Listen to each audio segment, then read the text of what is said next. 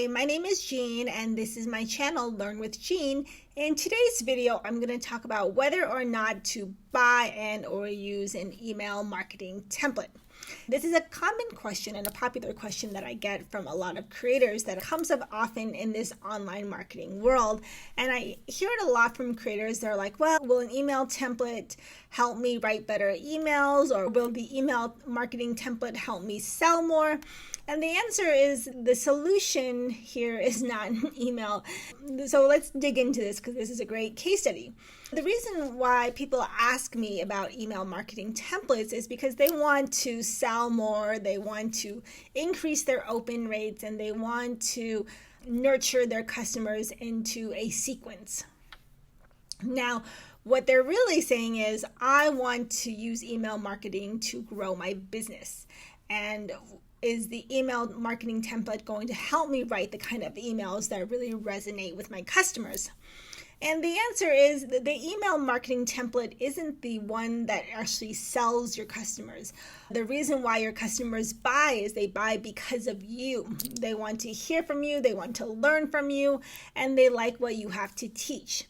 And so the answer of whether or not to use a template really comes down to, one, does the template help you write better emails? Does the template help you tell a story? And does the template work for your business? And so the answer really depends on each person. Now, if you do use an email marketing template, the goal is not to just take the template and then change it up and plug it right into your email software. If you do use the template, the first thing that I would suggest you do is study how it's written.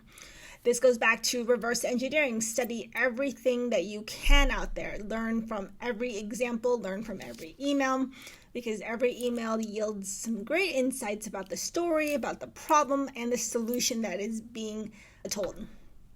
Because what people are really looking for in an email is not, what you have to say. They don't really care about the contents as much as they care about who is behind the story, because they're really looking to hear what you have to say.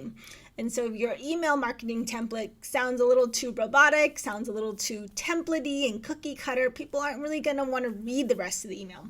They're going to hit the delete button, and then they may not ever open another email because they might find it really uninteresting. And so the whole goal of email marketing is to learn the structure. As I say, everything in this marketing and business world has a structure and a pattern to it. So the more that you follow and study the patterns, the more it becomes easier to see what is happening in the story. And so if you want to write better emails and you want to really convey to your customers and share with them your experiences, your challenges, to get them to opt in to be a tester or be a beta product buyer for your next course, tell more stories. That's really all you're doing.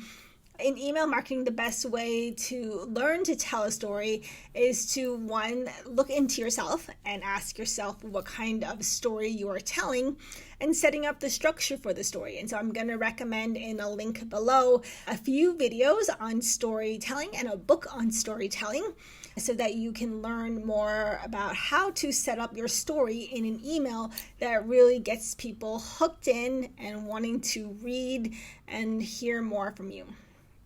The style of email also makes a big difference right now. As you know, in this email marketing world, so many of us are inundated with emails every day. And so what gets one person to open an email versus another email depends on a few factors. One, clickability, so a good subject line that entices someone to open. And sometimes even adding some emojis so that it stands out in their inbox. Because if every email that arrives in my inbox was just a straight text, I wouldn't really pay attention to it. I may glance at the subject line, but sometimes an emoji in the subject line gets me to open the email even more than I would if it didn't have an emoji, because it grabbed my attention. And that's really what you're looking for, is to grab people's attention. The second thing is you want to apply the style of not just your subject line, but also the same way in your email. So like thinking about bold, italicize, so that adding emojis, adding pictures, or even adding links of different ways of making your email creative. That's the most important thing that people look for, is not the story that you have to tell, making it easy for them to skim it, because we all have short attention spans. And let's just be honest, how many of us actually read an email word for word? I think most of us can safely say we're skimming the email for highlights and for the most important pieces that we need to know.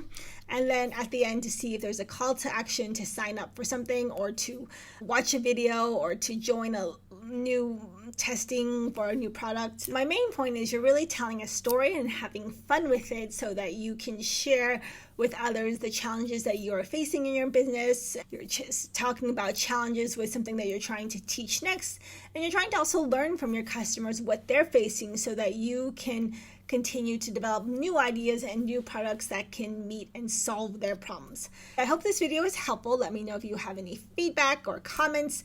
Remember, check out the links in the description below. I'm going to put a link to a few books that I have found really useful in storytelling, and also a video on how to tell a story, because the more that we tell our stories from our lens of authentic voice and from our heart, the more that customers will resonate and continue to read and open our emails. So thank you for watching, and I'll talk to you soon.